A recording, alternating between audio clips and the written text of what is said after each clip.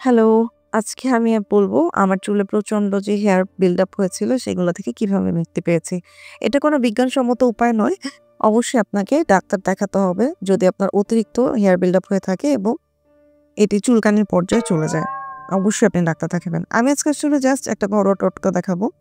কিছুই না, সিম্পল। আমি আমার একটা স্ক্যাল্প কেয়ার ডে হিসেবে রাখি সপ্তাহে একটা দিন। আপনিও চাইলে এরকম সপ্তাহে একটা দিন স্ক্যাল্প কেয়ার দিতে পারেন।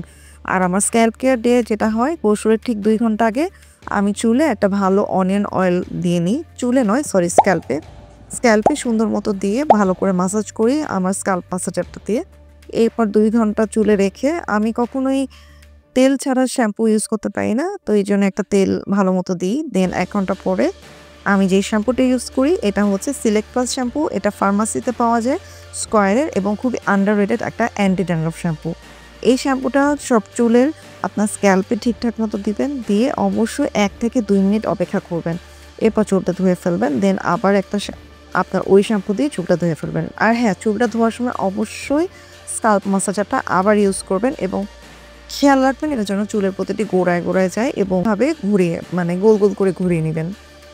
এরপরে একটা আপনার পছন্দ মতো কন্ডিশনার ইউজ করবেন। আর হ্যাঁ, কন্ডিশনারটা ব্যবহার করার সময় কিন্তু খেয়াল রাখবেন এটা যেন কখনোই আপনার স্ক্যাল্পে না চলে যায়। এটা অবশ্যই চুলের আগায় দিতে হবে। Thank you so much.